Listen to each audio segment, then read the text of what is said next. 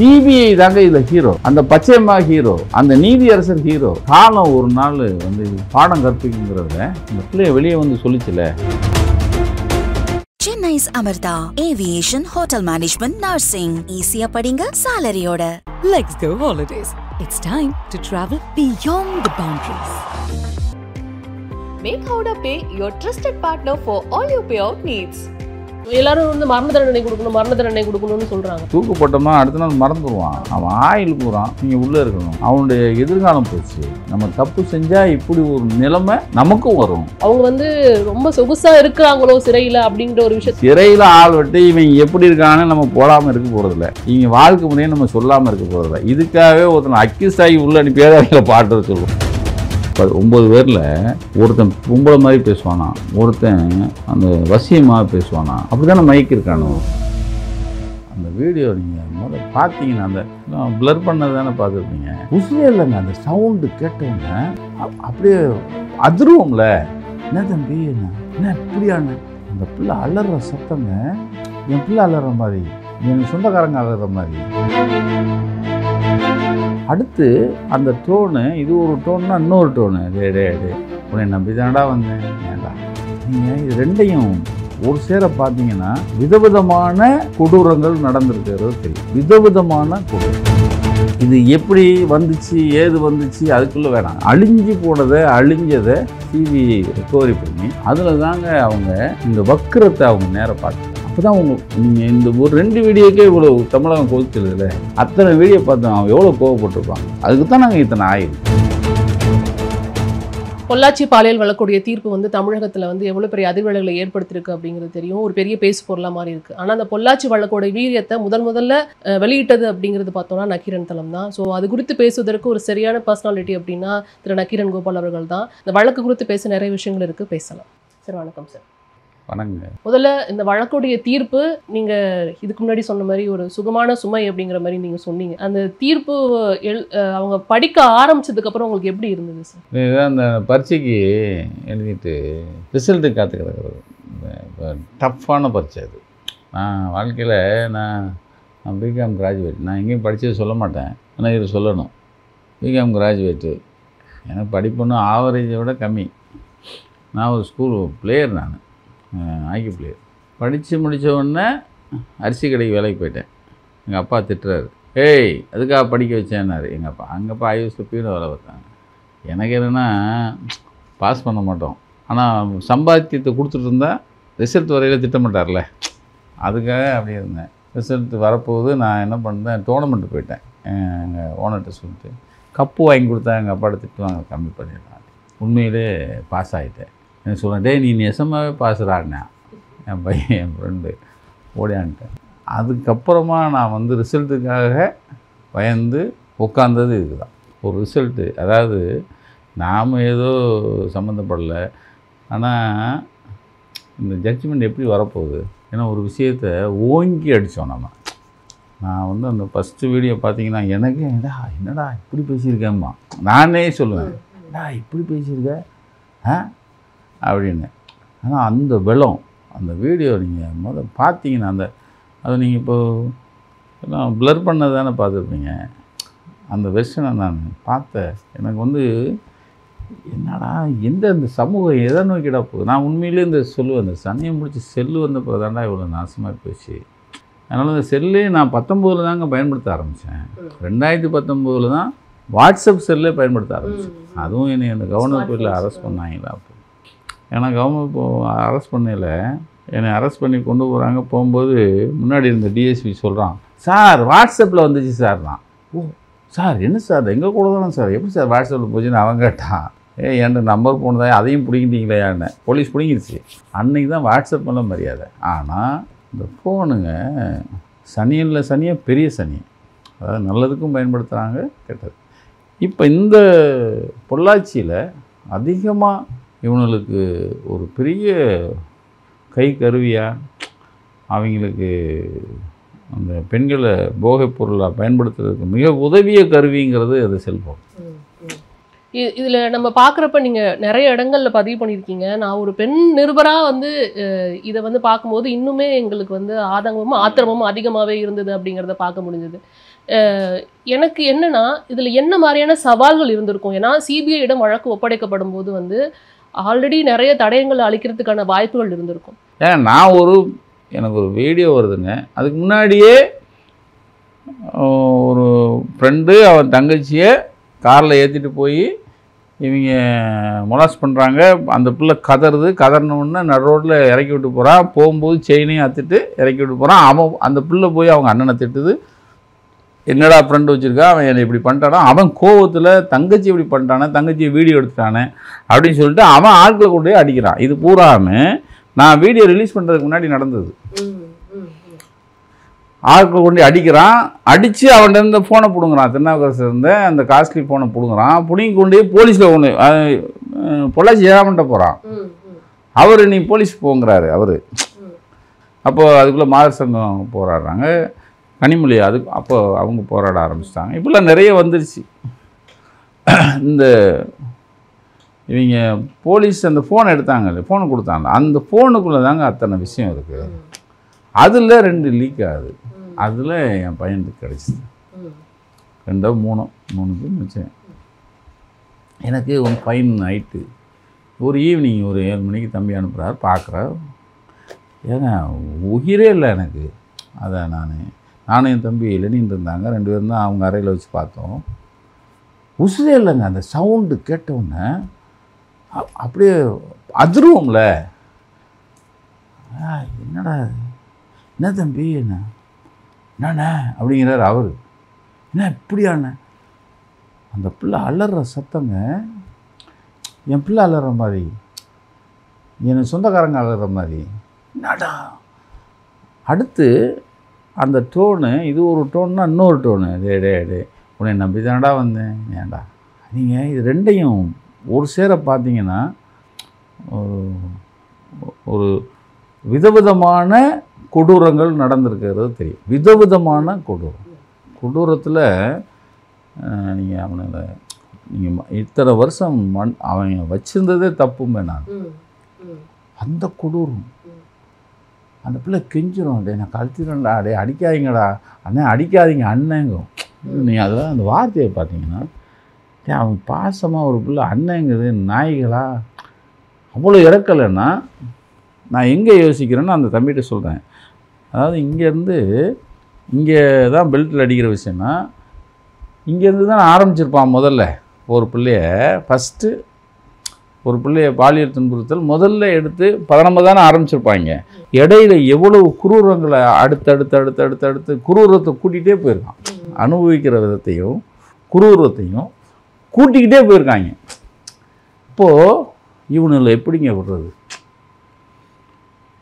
நான் தூக்கலை. அப்புறம் அந்த தம்பிகிட்ட, தம்பி என்ன இது, அதில் எனக்கு ரொம்ப பாதிச்சது அந்த பாப்பா அங்கே அலறுது, இங்கே ஒரு 2 நாய்கள் நிற்கிது, வெறி நாய், இங்கே ஒருத்தன் இப்படி கூப்பிட்ற மாதிரி ஒரு நீங்கள் இப்போ வரைக்கும் அந்த வீடியோவில் போட்டிருக்கீங்க. அந்த நான் என்ன சொன்னேன்னா, இவன் கூப்பிட்றான்னா இங்கே ஒரு 10 பேர் இருக்கணும் தம்பி, என்ன அவ்வளோதானே கூப்பிட்றான், என்ன தம்பி இது அப்படின்னு நான் பதறேன். அப்போ நான் என் தம்பிகிட்ட அருள்கிட்ட கேட்குறேன், இவ்வளோ பண்ணுறாங்கன்னா யாரும் பின்னாடி இருப்பாங்க தம்பி, பின்புலம் இல்லாமல் பண்ண முடியாதுண்ணே. ஆமாண்ணே நான் கேள்விப்பட்டேன், விசாரி முதல்ல நான் கட் பண்ணுறேன், நாளைக்கு காலையில் உனக்கு பேச. ஆனால் நைட்டு நான் தூங்கவே இல்லை, முடிக்கிறேன் தூங்குறேன். நான் கீழே போகிறேன், மாடியிலேருந்து கீழே போகிறேன். என் துணைவியார் அவங்க என்னங்க கீழே இருந்து அவங்க வராங்க, ஏங்க இந்த வீடியோ பாருங்க, பார்த்து அரண்டாங்க. அச்சோ இவங்களை விடாதீங்கங்குது. எனக்கு தூங்கலை. காலைல வந்தேன். அப்புறம் நாங்கள் என்ன பண்ணுவோம், முதல்ல நக்கீரனில் அட்டப்பட்ட செய்தி, நக்கீரனில் போட்ட உடனே நக்கீரன் காலையில் கடையில் விழுந்தோடனே அன்னைக்கு நான் வீடியோ பேசணும், அப்படி தான் பிளான் பண்ணியிருந்தேன். இது உடனே வீடியோ பேசணும். நான் முதல்ல நக்கீரனில் கொண்டு வந்தோம்னா அன்னைக்கே நக்கீரன் ரெடி பண்ணுறோம், ஒரு நாள் முன்னாடியே வர்ற மாதிரி ரெடி பண்ணுறோம். ப்ரெஸ்ஸை கூப்பிட்டு என்னை நக்கீரனில் இப்படி என் பையனை சம்மந்தப்படுத்தி பேசுகிறாங்க, என் பையனுக்கு அது சம்மந்தம் இல்லை, ஆனால் நான் இதை பொய் செய்தியை நான் விடவே மாட்டேன், அவங்கள பொய் செய்தி போட்டால் நான் விட மாட்டேன் அப்படின்னு எச்சரிக்கை பண்ணுறாரு. ஏன்னா இப்படி பதறான் அப்படின்ட்டு. இதெல்லாம் நீங்கள் வெளியிடுறதுக்கு முன்னாடியே முத நாளுங்க அதான் அன்னைக்கு நான் என்ன இப்படி பதறான், அப்படின்னு சொல்லிட்டு தம்பி இது எங்கேயோ இடிக்குது தம்பி, இது ஒரு பெரிய விஷயம் தம்பி அப்படின்னு சொல்லிட்டு திரும்புகிறேன். டிவியில் இது ஓடுது, அந்த எடிட்டரில் இதே மாதிரி டிவி இருக்குது. அவன் பாண்டியராஜன் ஒரு டிஎஸ்பி, அவர் 4 வீடியோ தான் இருக்குது, எவனாவது இது 4 வீடியோ யாராவது அதுக்கு மேலே வீடியோ இருக்குன்னு சொன்னால் கைது பண்ணுவேன். இந்த வீடியோ யாரும் போடக்கூடாது, இந்த வீடியோ நான் அந்த பெண்கள் யாருமே கிடையாது, அந்த ஒரே ஒரு பொம்பளை தான், ஒரே ஒரு பெண்ணு தான், திருநாவுக்கரசுங்கிறவ அவனுடைய லவ்வர், அது 3 வருஷமாக லவ் பண்ணிகிட்டு இருக்கிற பொண்ணு. அந்த பொண்ணு அவங்களுக்குள்ள சண்டை, அதுதான் இப்போ இஷ்யூவாயிருக்கு, அதுதான் வீடியோவாயிருக்கு. வேறு யாரும் வீடியோ இருக்குன்னு சொன்னாலும் கைது பண்ணுவோம், போட்டாலும் கைது பண்ணுவோம். அப்படி சொல்லிட்டு சம்மந்தப்பட்ட பிள்ளை பேர சொல்கிறான். எங்கள் நமக்கு குறுக்கு புத்தி இருக்குல்ல, யார் வந்துடாத, இது மாதிரி இந்த பிள்ளை பேர் சொன்ன மாதிரி நான் சீரழிச்சிருவோம். ஏன்னா அந்த பிள்ளை பேர் அது படிக்கிற காலேஜுன்னு சொல்லிட்டானே. அப்போ இனிமேல் எவன் வந்தாலும் யார் வந்தாலும் நாங்கள் பேர சொல்லுவோம், உங்களுக்கு எதிர்காலம் போயிடும், புரியுதா, அவன் பொத்திக்கிட்டு இருங்க அப்படிங்கிறது எச்சரிக்கை தானே. இடிக்குதேன்னு திரும்பினா அடுத்து சந்திரமோகன் லைனுக்கு ஒரு சந்திரமோகன் பேர் நாவலில் ஒரு ஐஏஎஸ், அது கோயம்புத்தூர் கலெக்டர், அவர் என்ன சொல்கிறாரு, சார் யாராவது இதை போடவே கூடாது, வீடியோ 1100 கிடையாது, 4 வீடியோ தான், அது எங்கள் எஸ்பி எல்லாத்தையும் சொல்லிட்டாரு, அதெல்லாம் விசாரிச்சாச்சு, ஒன்றுமே இல்லை. எஸ்பி சொல்கிறாரு இதில் ஒன்றுமே இல்லை, வேற எந்த பெண்களும் கிடையாது. அவன் அந்தாள் எப்படி சார் சொல்ல முடியும்? நான் கேட்டேன், அந்தாள் என்னங்க, என்ன அவனை முடிவு சொல்லிட்டாங்க, கேஸோட முடிவு எழுதுறான் பாருங்க.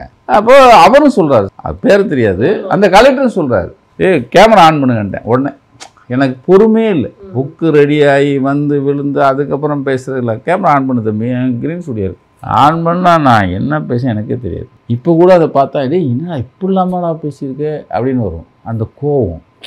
அது என் மாப்பிள்ளை ஆஸ்திரேலியாவிலேருந்து பேசுகிறான், என்ன மாமா தெரிக்குது மாமா, எங்கள் ஆஃபீஸ் எல்லோரும் இதை பற்றி தான் பேசுகிறேன் ஆஸ்திரேலியாவில். என் மாவை பார்க்குறது, என்னப்பா அப்பா என்னப்பா இவ்வளோ கோவப்படுறீங்க, அந்த வீடியோ பாருங்களா, நீங்கள் நான் ப்ளர் பண்ண தானே போட்டிருப்பேன், ஒரிஜினலில் பார்த்தோன்னே எப்படி இருக்கும். இல்லை அந்த வாய்ஸே நம்மளுக்கு வந்து நிறைய விஷயங்கள் யோசிக்க உணர்வுபூர்வமாக வந்துட்டு கோவத்தை ஏற்படுத்துதுங்கிறப்ப எக்ஸாரேட் பண்ணல. நான் வந்து ஒரு மனுஷன், நான் பிள்ளைகளுக்கு அப்போலாம் நான் வந்து பத்திரிக்கையாளர்லாம் பார்க்கல, நான் ஒரு சாதாரண மனுஷன், எனக்கு 2 பிள்ளைகள் இருக்குது. என் பிள்ளைகளை ஒருத்தன் இப்படி பண்ணால் எவ்வளோ கோவப்படுவோம். அந்த கோவத்தில் தைரியமாக எல்லாத்தையும் வந்துட்டு துணிஞ்ச ஒரு பத்திரிக்கையாளராக இருந்திருக்கீங்க எங்கள் கண்ணு முன்னாடி. அப்பயுமே என்ன தோணுச்சுன்னா, இவர் வந்து காவல்துறையில் ஒப்படைக்காமல் இதை வீடியோவை வெளியிடுறாருன்னா அப்போ நம்பிக்கையின்மையின் காரணமாக தான் இவரே வீடியோவில் களத்தில் வெளியிடுறாரு அப்படிங்கிறத பார்க்க முடிஞ்சிச்சு. அப்போவே எங்களுக்கு அதான் தோணுச்சு, நம்பிக்கை காவல்துறை மேலேயோ நம்பிக்கை இல்லாத காரணத்தினால. ஒரு 4 தான் இருக்குது, அவன் யார் திருநாவுக்கரசு காதலி, நீங்கள் இதுக்கு மேலே எவனும் போடக்கூடாது. என்னங்கடா நீங்கள், நாங்கள் விசாரிச்சிட்டோம், இதில் எந்த பொம்பளையும் இல்லைன்னா என்னை உட்கார வச்சு கேள்வி கேட்குறா, சிவிசியில் எங்களை விட்டுட்டு ஏயா போட்டாங்குது, எப்படியா உங்களை நம்புறதுன்னு நான் கேட்டேன். எப்படி நம்பி போட முடியுங்க? ஏன் அது என்னோட பதறினது என்னென்னா, ஏழாமன் பதறத நான் பதறினேன், அந்த நாடா இப்படி பதறான், அப்போ இது உடனே போடணும்னு பதறினேன். அதான் அவன் பதறான்ல, இதுதான் எனக்கு நாட்டு, அப்போ உடனே போடுவோம். நீங்கள் ஆரம்பித்து பேசுகிறப்போ சொன்னீங்க அந்த ஃபோனில் தான் எல்லாமே நடந்தது, அதை தான் அவங்க ஆயுதமாக பயன்படுத்தினாங்க. அந்த ஆயுதமே வந்து இன்னைக்கு அவங்களுக்கு வந்துட்டு எதிராக நின்றுருக்கு அப்படிங்கிறத பார்க்க முடியாது. அந்த ஒரு ஐஃபோன் தான் வந்து நீங்கள் அந்த ஐஃபோனு எரேஸ் பண்ணிட்டாங்க, 2 இது எப்படியோ வந்துருச்சு, 2-3 இது நமக்கு வந்துருச்சு. ஆனால் 1100 இருக்குதுன்னு சொல்கிறாங்க.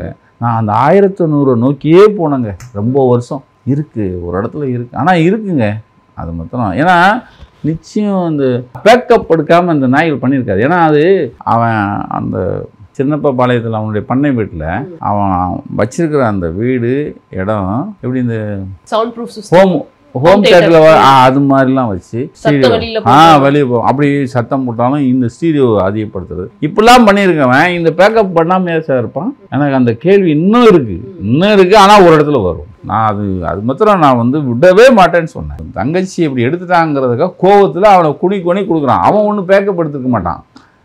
அதுக்குள்ளே ஒரு 3 இது லீக் ஆகிருக்கு.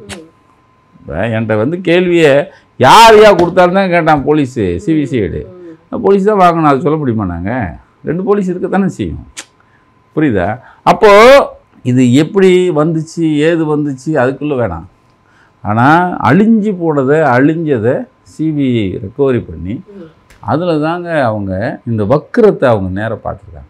அப்போ தான் நீங்கள் இந்த ஒரு 2 வீடியோக்கே இவ்வளோ தமிழகம் கொதிச்சிருதுல, அத்தனை வீடியோ பார்த்தோம் அவன் எவ்வளோ கோவப்பட்டிருப்பாங்க. அதுக்கு தான் நாங்கள் இத்தனை ஆயில். அதுதான் அந்த நீதி அரசிக்கு நம்ம தலைவணங்கிறது.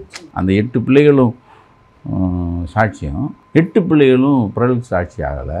அப்போ அதுக்கு எவ்வளோ நம்பிக்கையை கொடுத்துருக்கணும். நிச்சயமா இதுல வந்து திரு பச்சைமால் அவர்கள் வந்து அதாவது சிபிஐயில் அவங்க தான் உங்களுக்கு தெரிஞ்சிருக்கும். அவங்க வந்து அந்த வீடியோ பார்க்கும்போது அந்த பெண்களை ஐடென்டிஃபை பண்ணுறதே ரொம்ப கஷ்டமாக இருந்தது அப்படிங்கிற ஒரு விஷயத்த சொன்னாங்க. அதுக்கப்புறமா நேரில் போய் அவங்கள கன்வின்ஸ் பண்ணி அதுக்கப்புறம் அதான் சிபிஐடைய ஒரு பெரிய ஒர்க்குங்க. நீங்கள் வந்து அவங்களுக்கு தலைவணங்கணுங்க, தமிழகமே தலைவணங்க. இந்த மாதிரி வயசு பிள்ளை எல்லாருமே தலைவணங்கணும். இந்த இதை வெளியே கொண்டு வந்து இந்த பிள்ளைகளை நாங்கள் 2 விக்டிம் கன்வின்ஸ் பண்ணுறதுக்குள்ள எங்களுக்கு பாடாக போச்சு. ஏன்னா ஒரு பக்கம் பெரிய அரசியல்வாதி இருக்கான், அவன் பையங்க இருக்காங்கிறாங்க. இந்த பக்கம் பூரா தனவந்தர்கள், பூரா சாதாரண ஆட்கள் கிடையாது. இந்த 9 பேரில் பெருவாரியானவர்கள் பெரிய தனவந்தாங்க. அப்போது இவனு அழிச்சிருவாங்கன்னு தெரியும். அதை மீறி 8 பேரும் இதில் நின்னாங்க பாருங்கள். அதுதாங்க அதாவது காலம் ஒரு நாள் வந்து இது பாடம் கற்பிக்குங்கிறதுல அந்த பிள்ளைய வெளியே வந்து சொல்லிச்சுல, அது முடிஞ்சு. இவ்வளோ நாள் காலதாமதம் நிறைய பேர் பேசுனதெல்லாம் பார்க்க முடிஞ்சிச்சு. ஆனால் இந்த 2019க்கு அப்புறம் கோவிட் டைம்லையும் இந்த வழக்கு விசாரணை போயிட்டு இருந்ததுக்கு அப்படிங்கிறத பார்க்க முடிஞ்சது. அந்த டைம்லையும் அவங்க நிறைய சவால்களை சந்திச்சிருந்துருப்பாங்க இல்லையா? அது அந்த தரப்புலலாம் நீங்கள் ஃபாலோ பண்ணிட்டு இருந்துருக்கீங்க? இல்லை, எங்களுக்கு நாங்கள் வந்து பாருங்கள், இது இத்தனை பக்கமும் இது பற்றி போட்டது தான். பொதுவாக ஒரு பத்திரிக்கை என்ன பண்ணும், ஒரு பிரேக்கிங் ஒன்று போட்டுட்டு ஒரு 2 இஷ்யூ பண்ணும், அதுக்கப்புறம் விட்டுருவாங்க. நாங்கள் அப்படி இல்லை.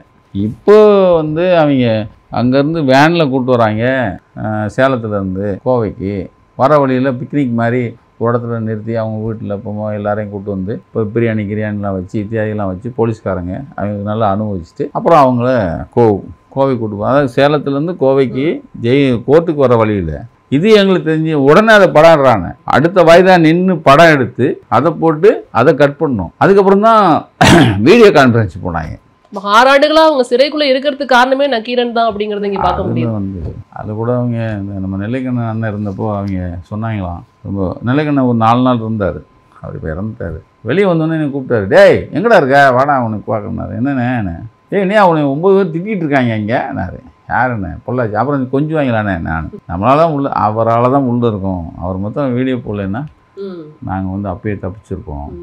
அவர் தான் எங்களை டேய் ரொம்ப கோபமாக இருக்கான், இருக்கட்டும் எனக்கு என்ன இருந்தால் அதை மீறி ஒரு விஷயம் நடந்துருக்கலாங்க. அது 6 வருஷம் இப்போயும் சாத்தாங்குளம் குரூப்பு இன்றைக்கி வரைக்கும் அதே 2020 தான் பண்ணோம். இன்றைக்கி வரைக்கும் இருக்கான 7 பேர். தூத்துக்குடி துப்பாக்கி சொல்லியும் நம்ம தான் பண்ணோம். போலீஸ்காரன் மாதிரிலாம் இப்போ சார்ஜ் வச்சுருக்கிறேன் நம்ம தான் பண்ணோம். சிவசங்கர் பாபா ஒழுங்கிட்டு இருக்கான், நம்மளால தான். அதெல்லாம் அதை பற்றிலாம் நான் யோசிக்கவே இல்லை. ஆனால் ஆன் டோட்டலாக ஒரு மனசுக்கு ஒரு நிம்மதி இருக்கலாங்க. அதாவது ஒரு விஷயம் பண்ணோம், நான் மாத்திரம்தான் இதை பண்ணேன்னு சொல்ல வரல. ஆனால் சிபிஐ ஒர்க்கு நம்ம எத்தனையோ கண்டுபிடிச்சி கொடுத்துருக்காங்க. இப்போ தருமபுரி பஸ் எரிப்பு வழக்கு 21 பேரை நாங்கள் தாங்க இவன் தான் எரிச்சான்னு நெடுஞ்செழியிலேருந்து 21 பேரும் நாங்கள் தாங்க பட்டியலிட்டு இவன் தான்டா அக்யூஸ்டுன்னு கொண்டோம். எவ்வளோ த்ரெட்டு எனக்கு. ஆனால் 21 பேரும் கழிதுந்தான். என்னாச்சு கொடுமை, அண்ணா பிறந்தநாள் காந்தி பிறந்தநாள் வெளியே வந்துட்டாங்க. அது மாதிரி இவங்க வந்துடக்கூடாதுன்னு தான் நம்ம கேட்குறோம். இந்த வழக்கை பொறுத்த மட்டும் இப்போ சிபிஐ அவங்க விசாரணை வலயத்தில் இருக்கிறப்ப அவங்கள அதாவது யாரெல்லாம் சாட்சி சொல்ல வந்தாங்களோ அவங்களுக்காக ஒரு தனியான ஒரு அறையும் சில நேரங்களில் வீடியோ கான்ஃபரன்சிங் மூலமாகவும் வந்துட்டு விசாரிக்கப்பட்டது அப்படிங்கிறத பார்க்க முடிஞ்சது. அதை எப்படி அந்த விசாரணை ரொம்ப கடினமான ஒரு விசாரணையாக இருந்திருக்கும் இல்லைங்களா? நிச்சயம் இல்லை இல்லை உண்மையிலேங்க அதுக்குள்ளே நான் போகல. ஆனால் இவ்வளோ கான்ஃபிடென்ட்டாக ஒருத்தனுக்கு 5 ஆயில் கொடுக்குற அளவுக்கு ஒரு விசாரணை நடந்திருக்குல்ல. ஒரு ஆயில் கொடுக்குறதே பெருசுங்க. ஒருத்தனுக்கு 4, ஒருத்தனுக்கு 5, ஒருத்தனுக்கு 3, ஒருத்தனுக்கு 2, ஒருத்தனுக்கு 1. இத்தனை ஆயில் சும்மா எடுத்தோம் பேப்பர் எடுத்தோம் எழுதணும்லாம் பண்ண முடியாது. நீங்கள் அத்தனைக்குமான ஆதாரத்தை நீங்கள் சப்மிட் பண்ணதுனால தானே அந்த நீதியை அரசு கொடுத்துருக்காங்க. அப்போது இவ்வளோ விசாரணை இவ்வளோ சீக்கிரட்டாக பண்ணியிருக்காங்க. இவ்வளோ டிஜிட்டல் மீடியா யாரால யாருன்னே தெரியாமல் கான்ஃபிடென்ஷியலாக அவங்க இவ்வளோ விஷயங்கள் பண்ணியிருக்காங்க. அதுதாங்க பாராட்டுறது. நம்ம வந்து உண்மையிலே தலைவணங்க. ஏன்னா அதுவும் சிபிஐ. இப்போ இந்த வழக்குலையுமே வந்து பார்த்தோன்னா பெற்றோர்களுக்கே சில பேருக்கு தெரியாது அப்படிங்கிற மாதிரியும் பெற்றோர்கள்கிட்ட எந்த விசாரணையும் நடத்தல, பாதிக்கப்பட்ட பெண்களிடம் மட்டும்தான் விசாரணை நடத்தப்பட்டது அப்படிங்கிறதையும் சீக்கிரசி தாங்க நம்ம பாராட்ட வேண்டியது. இந்த விஷயம் நீங்கள் எங்கே போனாலும் இவங்க சொல்கிறான் அப்பீலில் தப்பிச்சோம், ஏன் தப்பிக்க மாட்டாங்க? ஏன்னா சும்மா சிபிஐ இந்த விஷயத்தை கையில் எடுத்திருக்காது, இந்த விஷயத்தை சாதாரணமாக பண்ணியிருக்காது. அப்பீல் வந்து நீங்கள் அவனுக்கு உரிமை இருக்குது போகிறதுக்கு. அவங்க பாதிக்கப்பட்டவங்க அவன் சொல்ல என் பிள்ளை நல்லா வந்தார், திருநாவுக்கரசு அம்மா இங்கேயே கூட வந்திருக்கேன், என் பையன் ரொம்ப நல்ல பையன், அவன் அவங்க அம்மாவுக்கு முகமூடி போட்டு இருந்திருக்கான். அது நமக்கு என்ன தெரியும்? அது ரொம்ப நல்லவங்க. நீங்கள் மணிவண்ணன் ஒருத்தன் நாங்கள் போட்ட பிறகு தான் அவன் சரண்டர் ஆனான். மணிவண்ணன் ஒருத்தன் இந்த எனக்கு பார்த்தீங்கன்னா கிழங்கு மாதிரி தாடிலாம் வச்சு ஹேண்ட்ஸமாக இருப்பான், நடிகை மாதிரி. உள்ளே வந்து சேலம் ஜெயிலில் பியூட்டி பார்லரே வச்சுருக்காங்கன்னு நினைக்கிறேன். இப்போ அவன் வந்தால் பார்த்தா அப்படித்தானே இருந்தாங்க. அப்போ உள்ளே என்ன எவ்வளோ வசதியோடு இருக்காங்கன்னு தெரியுதா? அப்போ இந்த மணிவண்ணன் அன்றைக்கி அரசான அன்னைக்கு மணிவண்ணன் சரண்டர் ஆகிறான், ரைட்டுங்களா?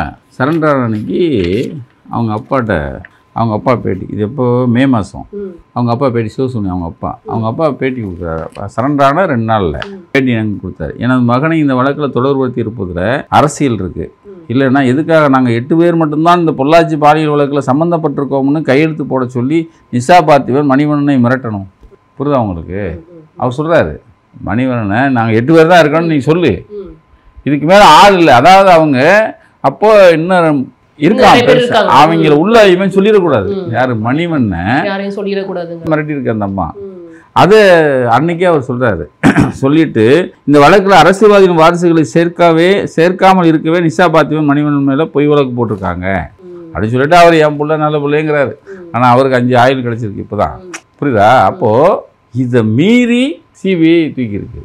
2016 இருந்தே இது நடந்திருக்கு அப்படிங்கறத பாத்தீங்க. அதான் நான் சொன்னேன்ல, இதாங்க முதல் அவங்களுடைய பாலியல் துன்புறுத்தல். இந்த இடைப்பட்ட காலத்துல எத்தனை பெண்கள் அவங்க அனுபவிச்சிருக்கணும், எத்தனை பெண்கள் அவங்க வந்து காமவெறிக்கு கூட்டு பாலியல் கொண்டு வந்துருவோம். அவங்க இந்த படத்தை எடுக்கிறது மறுபடியும் இச்சைக்கு வர சொல்லி அவங்கள வந்து பால்படுத்த. இப்போ இந்த வழக்கு இன்னைக்கு வந்து தீர்ப்பு வந்திருக்கு. இது மேல்முறையீடு போறது வந்து அடுத்த பிரச்சனை. ஆனா இதோட முடியாதா? இன்னும் நிறைய பேர் உள்ள வரதுக்கு வாய்ப்பு இருக்கா? வருவாங்க, இந்த விசாரணை நடக்குமா? வரணும். ஏன்னா இதோட முடிஞ்சிச்சுன்னு யாரும் ஃபைலை க்ளோஸ் பண்ண மாட்டாங்க.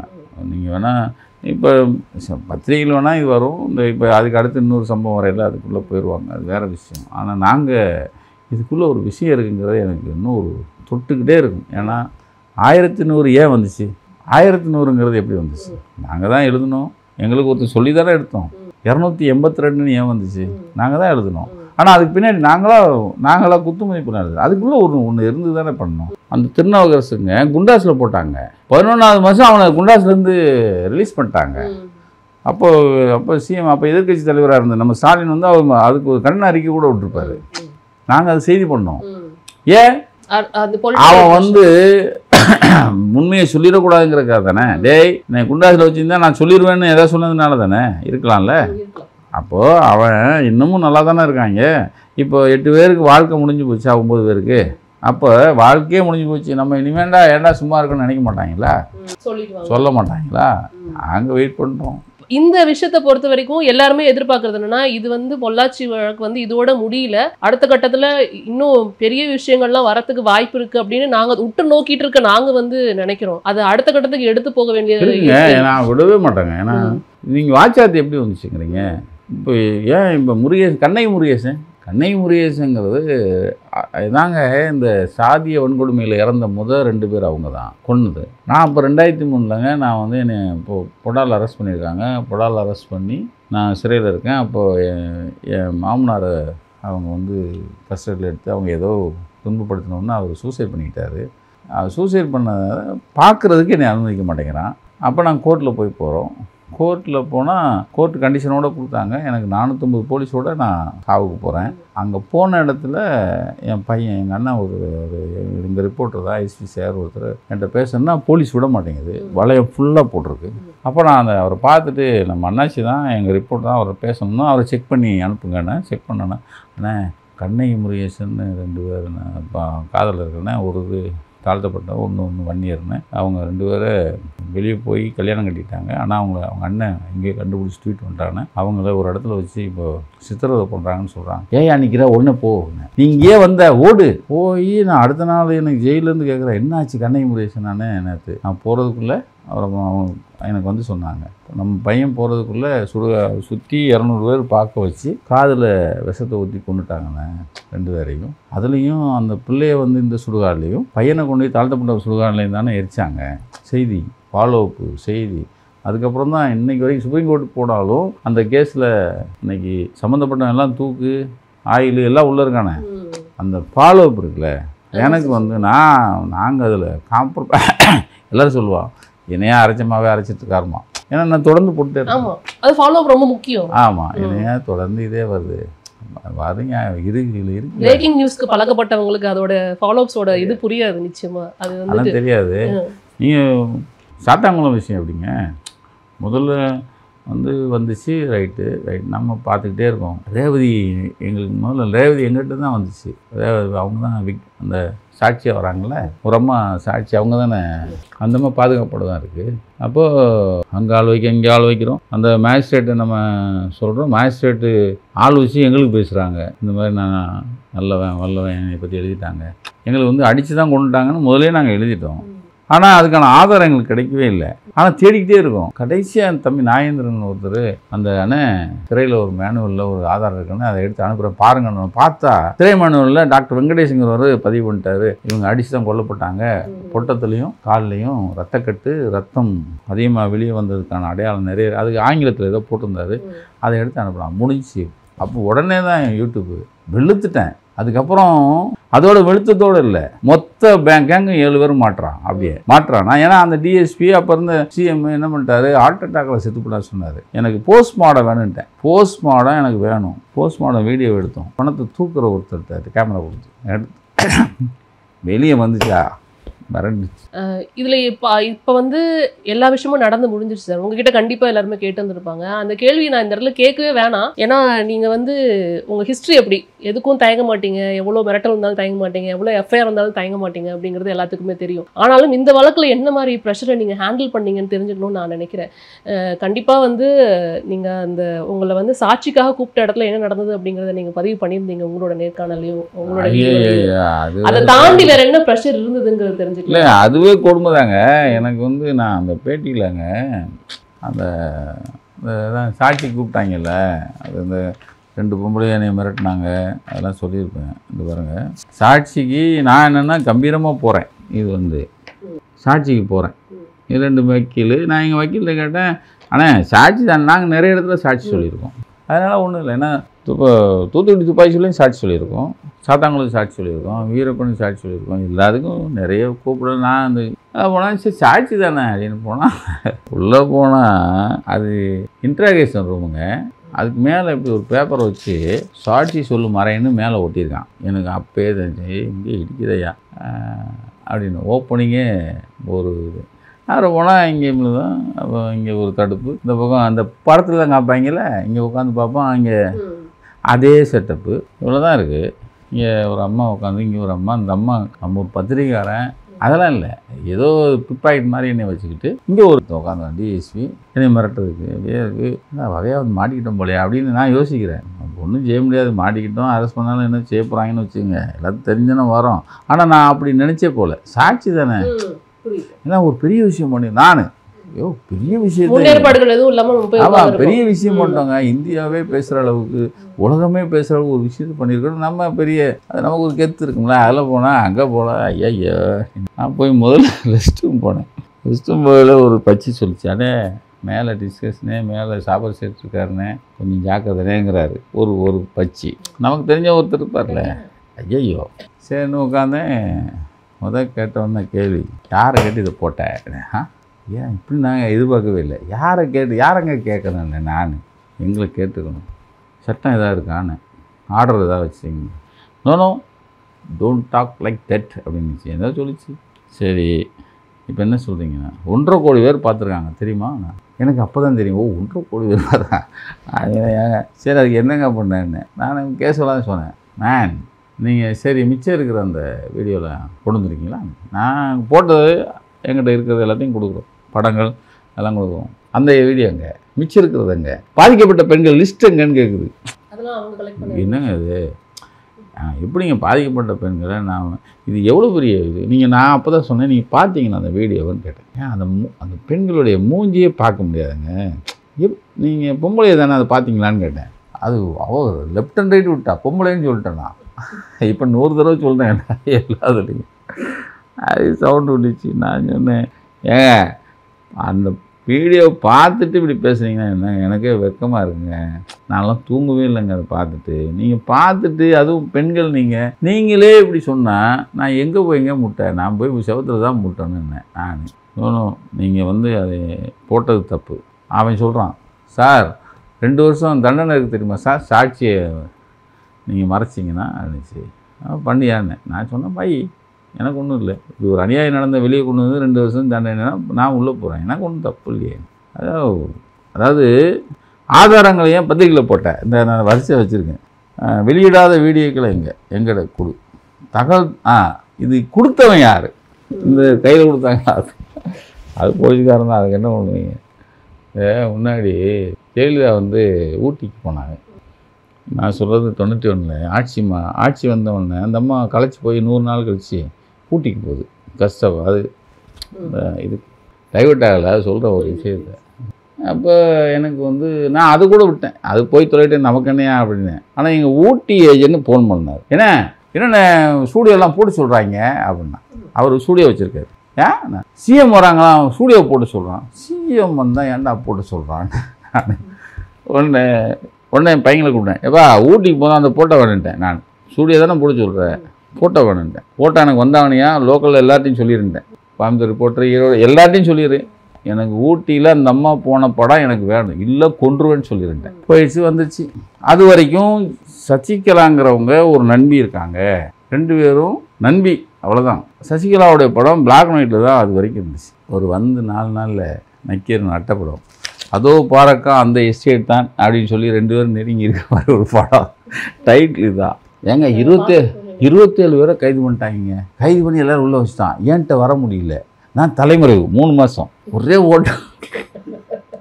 அளவு எனக்கு என்னென்னா ஸ்டூடியோவை மூடுவீங்களா பாரான்னு அடித்தா பாருங்க. மொத்த படமும் இருக்குது அதில் ஜெயலலிதாவும் சசிகலா அப்படி கிட்டக்க இருக்கிற மாதிரி 2 பேரும் அந்யோன்யமாக இருக்கிற மாதிரி இந்த அம்மா பைனாக்குலரில் பார்க்கும். அதனால் மறக்க முடியாத படம். சரின்னு அந்தந்தான்னு போய் பெயில் வாங்கி 3 வழக்கு, அரசு ஆவணத்தை திருடிய குற்றம் என் மேலே 3 வழக்கு.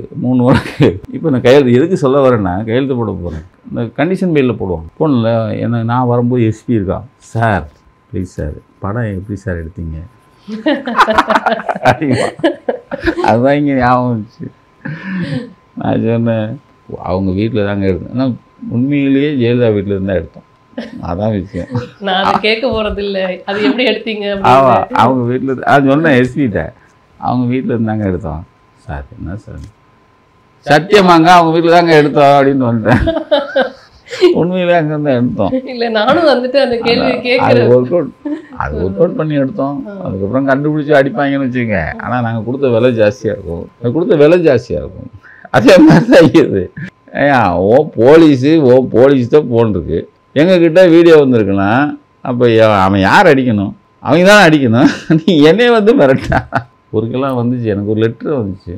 சார் இது இங்கேருந்து மாற்றினாங்க சார், இந்த வீடியோவை இங்கே வச்சுருக்கேன். உடனே அலர்ன் பண்ணேன் டீமு அந்த கிராமத்துக்கு. நானும் விடலை, எங்கேயாவது வரும். இப்போ இத்தனை பேர், இப்போ 9 பேருக்கு தண்டனை வந்து கொடுக்கப்பட்டிருக்கு. இப்போ பாதிக்கப்பட்ட பெண்கள் அவங்க வந்து சாட்சியம் கொடுத்ததுக்கு அப்புறம் தான் இந்த முடிவு எடுக்கப்பட்டிருக்கும்.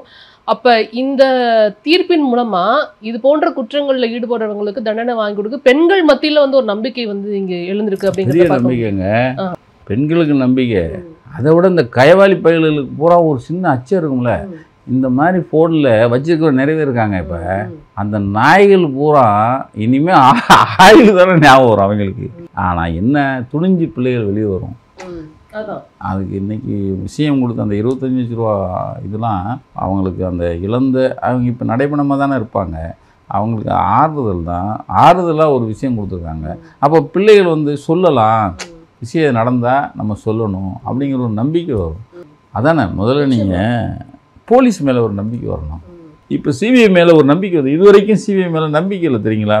கொஞ்ச நாளாக சிபிஐ மேலே இப்போ சிபிஐ நின்னாங்கன்னா அவங்க தான் ஓட்டு வாங்குவாங்க. இப்போ அப்படி ஒரு நம்பிக்கை வந்துச்சு.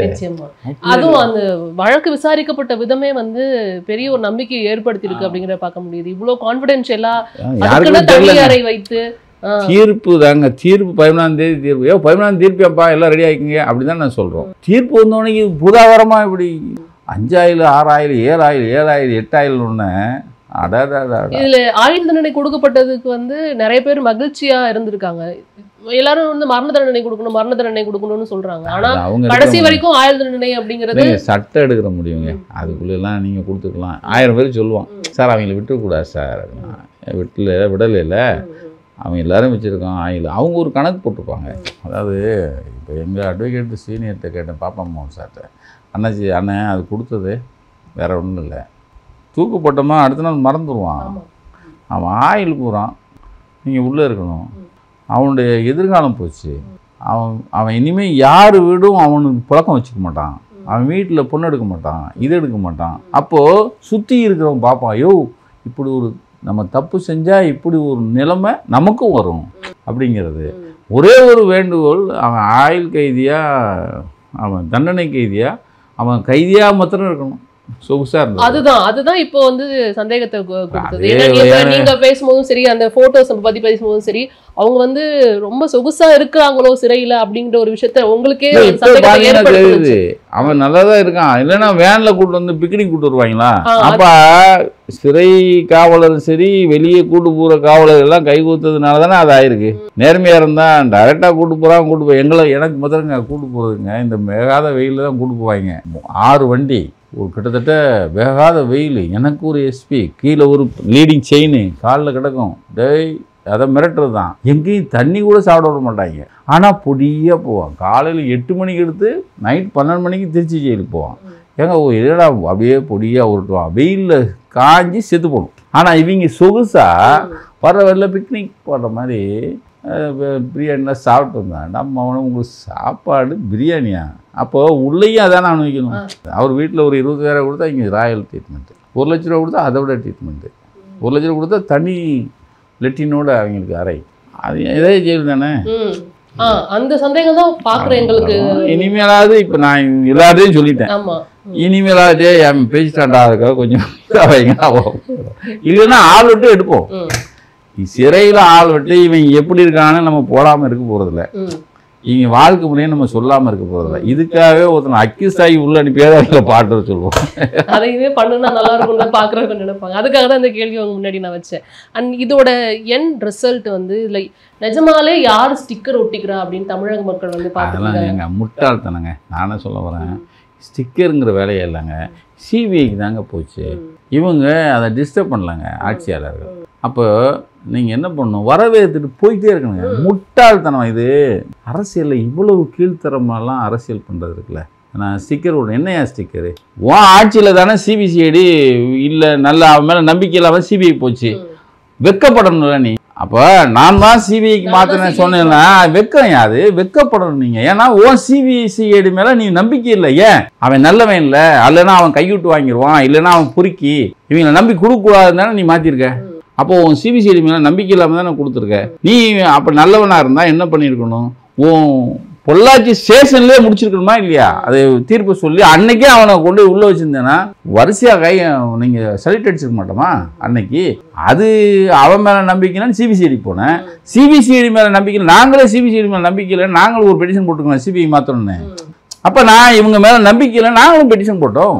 எங்களை மாதிரி எவ்வளோ பேர் போட்டாங்க, வேற வழி இல்லாமல் தான் சிபிஐ போச்சு. அப்போ சிபிஐ போனது வெக்கப்படணுங்க. நீங்கள் சிபிஐக்கு மாத்திரம் நீங்கள் சந்தோஷப்படுறதில்ல. அரசியலில் இவ்வளவு கேவலம்லாம் கிடையாது. ஏன்னா அது நல்ல உதாரணம் சொல்லணும்னா, வைகை ஒரு முன்னாள் மினிஸ்டர், ரொம்ப நல்ல ஆரேட்டருங்க, நல்லா பேசுவார். அவர் எடப்பாடி பிறந்தநாள் அன்னைக்கு காலையில் ஒரு அறிக்கை விட்டார். எடப்பாடி பிறந்தநாளுக்காக தான் 2 நாட்டு போரையும் நிறுத்தியிருக்கிறார்கள்னா ட்ரம்ப் வந்து கொண்டு போடுவாங்க. ஏன்னா அவன் மெனக்கட்டு 2 நாட்டையும் எல்லாரும் கிளைம் பண்ணிக்கிறாங்க இந்த விஷயத்துல. இது கிளைம் இல்லைங்க, இல்ல இவ்வளவு சீப்பா இருக்குங்கிறதுக்குல இது ஒரு சீப்புங்க. இவங்க இது சிபிஐக்கு நாங்கள் தான் வாதின, இது தலையில் அடிச்சுக்க வேண்டிய வேற என்ன. இந்த மக்கள்கிட்ட தான் நம்ம வாழ்ந்துட்டுருக்கோம், இந்த மக்கள் தான் நம்ம ஆட்சி செய்ய போகிறாங்கிறதுல. இதில் ஸ்டிக்கர் ஓட்டுறான், அதை ஓட்டுறான், இது ஓட்டுறான், இந்த நானும் செய்கிறேன் மாதிரி இது தானே. டேய் நானும் செய்கிறேன் வேறு, இது வேறு. நானும் செய்கிறனுக்கு சிபிஐ வேணான்னு கோர்ட்டு சொல்லிடுச்சு, கரெக்டாக போயிட்டுருக்கு. எஸ்ஐடி வேறு போட்டான், அது போயிட்டுருக்கு, அதை நியாயப்படுத்தவே இல்லைனா அது வேறு இது வேறு. நீ எதை நீங்கள் அந்த பிள்ளைகளுடைய வாழ்வாதாரத்தை இன்னைக்கு ஒரு விமோச்சனம் கிடைச்சிருக்குன்னா பாராட்டுறதை விட்டு அரசியல் தலைவர்களே இப்ப இருக்கிற ஆட்சியில் நடந்த விஷயத்தை கம்பேர் பண்ணி பேசும்போது தான் அறிவு பண்ணாங்க. நான் ஏங்க அரசியல் பண்ணுறதுக்குன்னு ஒரு நியாயம் வேணாமா? இது ஓட்டு அரசியலாக பார்க்காம இது சம்மந்தப்பட்ட பிள்ளைகளுடைய வாழ்க்கை அரசியலுங்க. வாழ்க்கையை நீங்கள் பார்க்கணும். அவங்களுக்கு இப்போ ஒரு விமோச்சனம் கிடச்சிருங்க. எனக்கெல்லாம் அவ்வளவு நான் 3 நாளாக தூங்கலைங்க. சந்தோஷம் தூங்காமல் இருக்கும் தெரியுமா? தூங்கவே இல்லை. ஏன்னா இப்படி ஒரு விஷயம் நம்ம எல்லாரும் பாராட்டாண்டா. ஏன் பாராட்டுறான்? நாங்கள் இது கொடுத்த விலை ஜாஸ்தி. எவ்வளோ மிரட்டுங்க. எனக்கு அந்த 2 நாள் அந்த 2 மணி நேரம் அந்த 2 நிஷாவும் இந்த கிருத்தியா பண்ண பிறகு வெளியே ப்ரெஸ்ஸில் சொல்கிறாங்க. அந்த ப்ரெஸ்ஸில் கடைசியாக முடிக்கும்போது அந்த வீடியோ பார்த்தீங்கன்னா தெரியும். ஏன்டா இதை நான் எடுத்து போட்டோன்னு இப்போ யோசிக்கிறேங்கன்னு சொன்னேன். அந்த விரக்தியில் சொல்லியிருப்பேன். அவ்வளவு டார்ச்சருங்க உள்ள. ஏன்னா இவங்க ஏன்னா அதிமுக ஆட்சியில் என்ன பண்ணுவாங்கன்னு எனக்கு தெரியும். அப்போ இவங்க என்ன எதை நோக்கி போறாங்க, என்ன அடுத்தடுத்து பண்ணுவாங்கன்னே தெரியாம ஏன்டா இந்த சனியனை நம்ம கையில் எடுத்தோங்கிற மாதிரி அன்னைக்கு நான் ஃபீல் பண்ணேன். புரியுதா? அப்போ ஆட்சியில இது ஏன்டா வெளியிட்டேன்னு சொன்ன சிபிசிஐடி ரைட்டா, நீ இன்னைக்கு நீ எப்படி கிளைம் பண்ணுவ? திருநாவுக்கரசுங்களுக்கு குண்டாஸ் போடுற, நீ குண்டாஸை ரிலீஸ் பண்ற, அதை ஒருத்தர் கண்டிக்கிறாரு. அப்போ இதெல்லாம் ஓட்ட இருக்கிற ஓட்ட ஏன் அப்படின்னா இந்த விஷயத்தை அமைக்கணுங்கிறதுக்கு தானே பாண்டியராஜன் பேரை சொல்றாங்க. அப்ப இவ்வளவு ஓட்டையில வச்சுக்கிட்டு இப்ப அவங்க எங்கேயுமே நாங்க கிளைம் பண்ணவே இல்லை. சிபிஐ தாங்க இதுல ஹீரோ, அந்த பச்சையம்மா ஹீரோ, அந்த நீதியரசர் ஹீரோ. இவங்க தாங்க இவங்களை வரவேற்கிறேன்னு சொல்லிட்டு போயிட்டே இருந்தீங்கன்னா சத்தியமா இவங்க எல்லாருமே பாராட்டுவாங்க.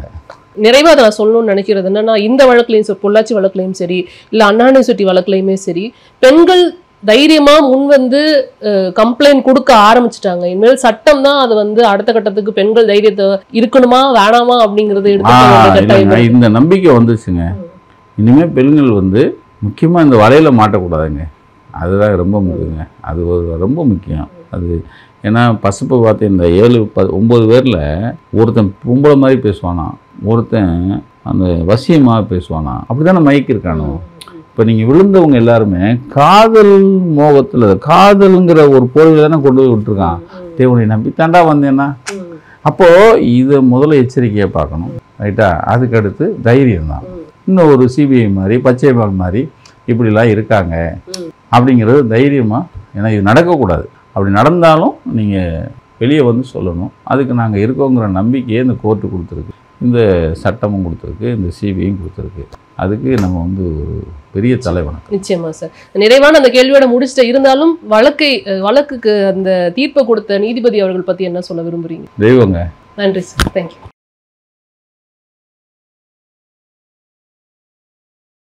Chennai's Amartha Aviation Hotel Management Nursing. Easy-ஆ படிங்க சாலரியோட. Let's go holidays. It's time to travel beyond the boundaries. Make Howrah Pay your trusted partner for all your payout needs.